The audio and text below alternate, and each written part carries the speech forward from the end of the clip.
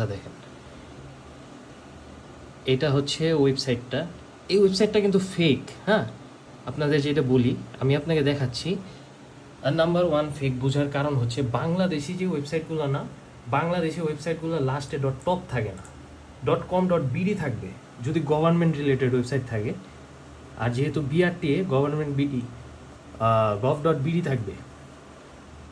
দেখেন এই ওয়েবসাইটটা, আমরা ওয়েবসাইট প্রত্যেকটা ওয়েবসাইটের এই কিনার আইকনে টিপ দিলে আমরা ওয়েবসাইটের হোম পেজে চলে যাই, অথচ দেখেন এখানে কি ওয়েবসাইটে কি দেওয়া, জাভাস্ক্রিপ্ট, কোনো ওয়েব পেজ নেই।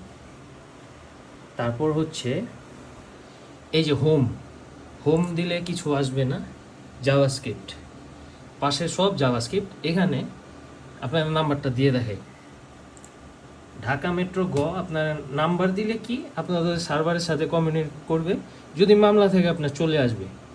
দেখেন আমি লিখলাম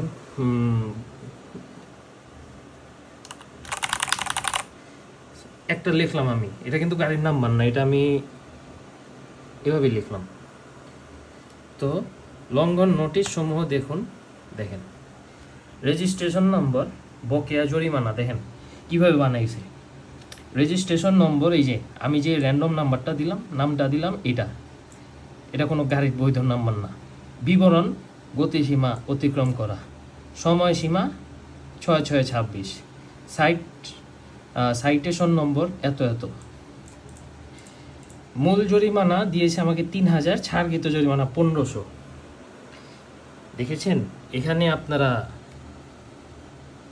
আপনাদেরকে এখানে প্রতারিত ওরা করবে। যখন আপনি জরিমানাটা দিতে যাবেন, মনে করবেন আপনার গাড়ির নামে একটা ভুয়া মামলা চলে আসছে, আপনি কিছু করেন নাই, কিন্তু মামলা। পরবর্তী ধাপে যাবেন, দেখেন আপনার সম্পূর্ণ ক্রেডিট কার্ডের ইনফরমেশন চাবে। এই যে এখানে ওদের প্রতারণা শুরু। আপনি এখানে ক্রেডিট কার্ডের ইনফরমেশন দিবেন, তারপর তো বুঝেনি দিবেন, পেমেন্ট করবেন। আপনার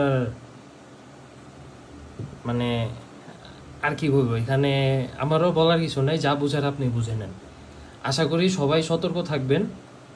আর হচ্ছে এরকম টেক্সট আসলে আগে ঘাবড়াবেন না, আগে যাচাই বাছাই করবেন, তারপর হচ্ছে কি করার চিন্তা ভাবনা করে করবেন। আসসালামু আলাইকুম।